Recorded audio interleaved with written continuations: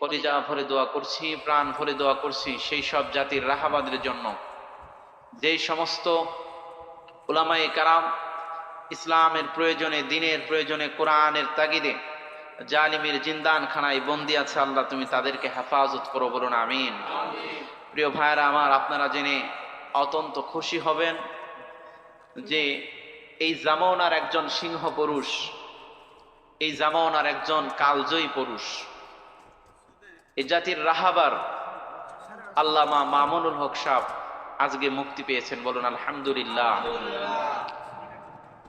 যুগ শ্রেষ্ঠ আলেমদের ভিতরে যদি আমরা অনেক আলেমদের জীবনী যদি আমরা গবেষণা করি, আমাদের ইমামদের আলোচনা যদি আমরা করি, তাদের জীবনে যদি আমরা আলোচনা করি, তাদের দিকে যদি আমরা তাকাই, তাহলে দেখতে পাবো যুগে যুগে যত আলেম, হকপন্থী আলেম ছিল, যুগে যুগে যত আলেমরা ছিল, সমস্ত আলেমদের জীবনী তারা জেলখানার ভিতরে কাটিয়ে দিয়েছেন। অনেকেই জালিমের রুশানলে পরে জেলখানায় মৃত্যুবরণ করেছেন।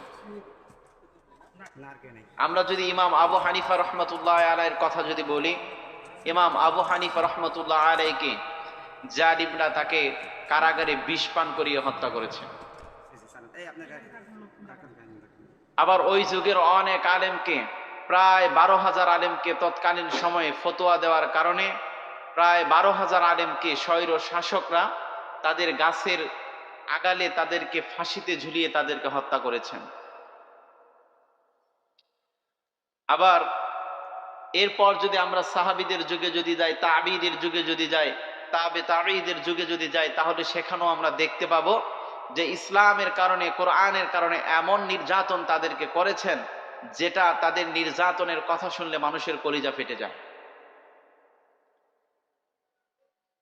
বিশ্বনবীর একজন সাহাবী ছিলেন, বিশ্বনবীর একজন সাহাবী ছিলেন হযরতে ওমরের জামানায়।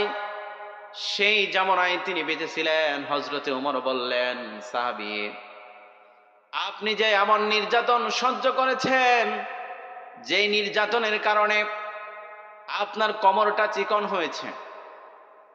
বিশ্বনবীর সাহাবী এমন নির্যাতনের শিকার হয়েছে, শুধুমাত্র ইসলামের কথা আর কোরআনের কথা, কালিমার কথাগুলো প্রচার করার জন্য বিশ্বনবীর সাহাবীরা এমন নির্যাতিত হয়েছেন। হযরত ওমর বললেন, সাহাবী, আপনার কোমরটা একটু দেখান। বিশ্বনবীর সাহাবী হযরত ওমর বললেন, আপনার কোমরটা একটু দেখান। তিনি জামাটা উঠালেন।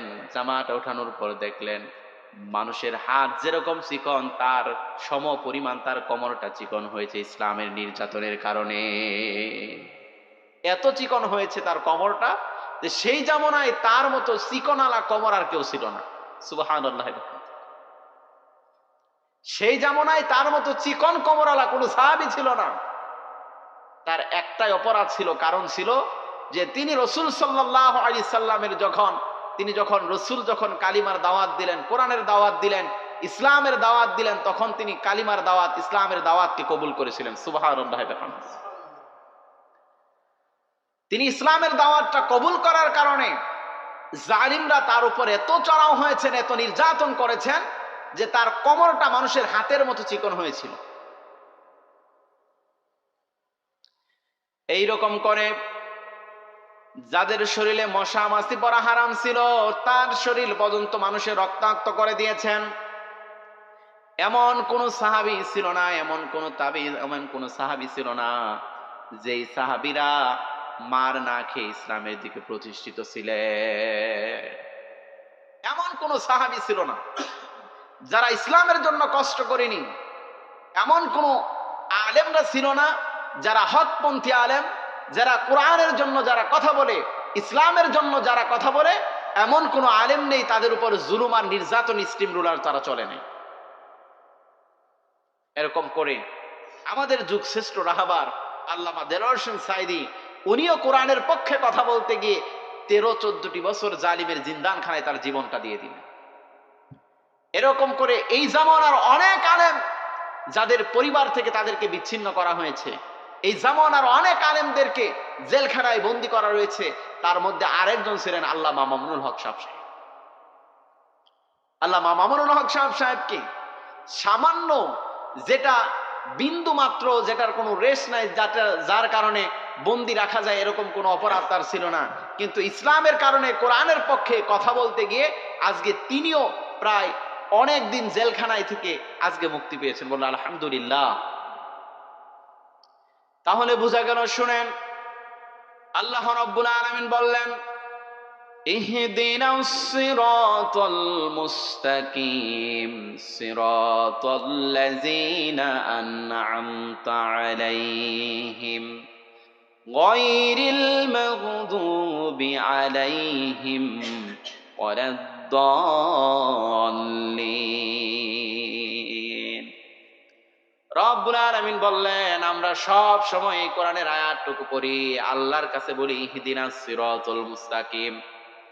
রব্বুল আলামিন, আমরা সব সময় আয়াতটুকু পড়ি, প্রত্যেক ওয়াক্ত নামাজের সময় এই আয়াতটুকু পড়ি, কিন্তু অনেক ভাইরা আছে যে এই কোরআনের আয়াতটুকুর অর্থ মানুষের সামনে বলে না, জানেও না।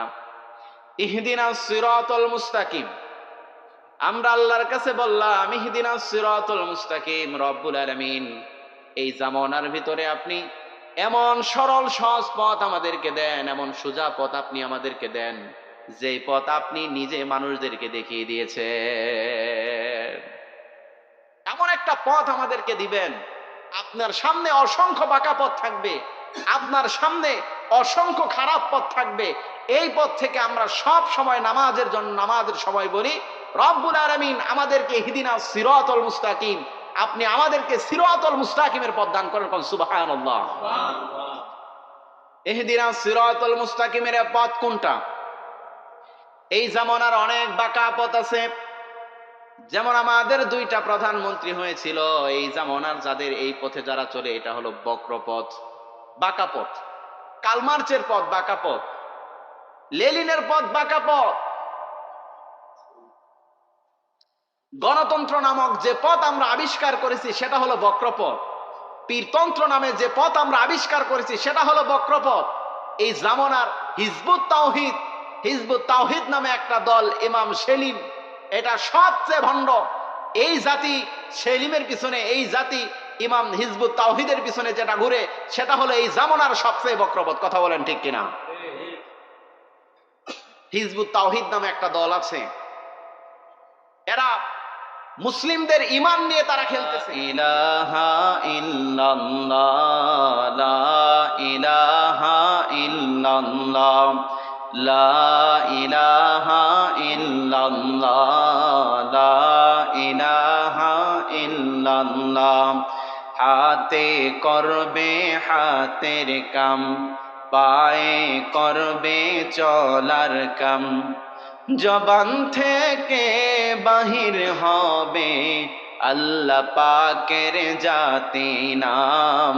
লা ইলাহা ইল্লাল্লাহ, লা ইলাহা ইল্লাল্লাহ, লা ইলাহা ইল্লাল্লাহ, লা ইলাহা ইল্লাল্লাহ, লা ইলাহা ইল্লাল্লাহু মুহাম্মাদুর রাসূলুল্লাহ।